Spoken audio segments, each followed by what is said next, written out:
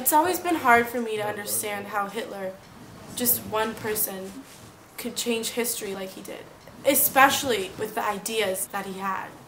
I can help in the effort to make a difference, like as a collective group. I can assist, but you can I don't assist. think I can't go into Parliament and be like, let's change all this, and then they're going to be like, oh, she said it, so we'll change it. Okay, so you have to be realistic about the extent. You can contribute to something which is maybe bigger than you, but you yourself, just on your lonely, probably not. Okay, one position. If I organize something and I lead all these people, then even though my power might not have been as great, but without that small amount of power, maybe we couldn't have organized all these people to come together. Okay, so again, facilitating in some way, right?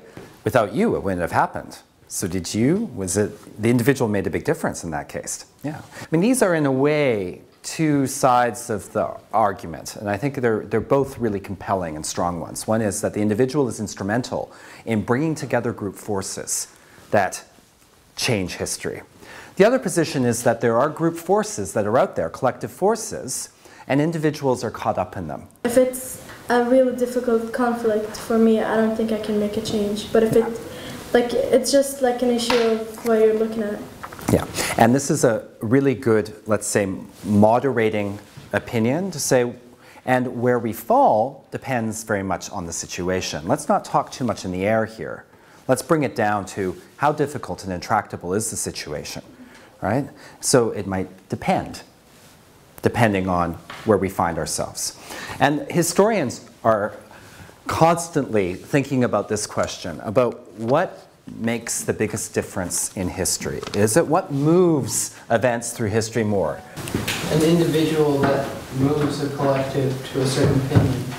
Ah, good. Well, you've preempted me here. That's very smart. Synthesis is when you're interweaving the strands of both to try to come to some middle position or some more nuanced mix of the two. And what you've done for us is bring us to a synthetic position where, okay, this is very binary. It's either this or that. Well, it actually could be something which is a mix of the two things. The individual needs to hook into some way into the collective. The spirit of the times. The spirit of the times. The feeling out there. What's the zeitgeist like right now on the streets of Athens as their economy comes crashing around them? Protesting. Anger.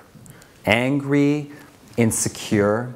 You have a leader that comes into a place and hooks into, an individual leader comes in and hooks into the spirit of a time where things are going very badly and taps into the common feeling of insecurity and unhappiness, of fragility, of vulnerability. They're tapping into the spirit of the times, right? I mean, things are pretty pessimistic in a lot of places in Europe these days, also in America, rising unemployment, problems with debt, so forth. What kind of leader is most likely to succeed in a situation of instability? A leader who has a solution to the problem. A leader who proposes a solution to the problem, that's right. Something radical, because sometimes probably those And maybe there's also a difference between rhetoric. You know, rhetoric is the art of speaking, rhetoric. Yes, what people say and what they do. What do politicians do a lot of? Lies, promises, so forth, rhetoric, yeah, rhetoricizing, yeah. What they do might be something different, but if a speaker can get up there and speak in such a way as to summon the spirit of the times, then they can somehow, as an individual, tap into the collective. Now, I want to tell you something important here, is that you might think you can do nothing to change the world, but history tells you, I believe, exactly the opposite. That if you are someone who can tap into the spirit of the times, you can make movements of people move for you. This is something we see, again, if history of the 20th century has told us anything, that people with ideas that tap into the common sentiment can do stuff. But the problem is that a lot of people who do this have very bad ideas, right? Or people who tap into the common sentiment, the spirit of the times, in order to promote themselves, for the interests of an ideology which is very authoritarian, totalitarian, and so forth. So I wish we had a lot more of people, individuals, tapping into the spirit of the times to do good. And certainly we do have these people. Of course, they're inspirational, right? But what we're going to talk about today is an example of someone who was able to tap into the spirit of the times, which did great, great harm.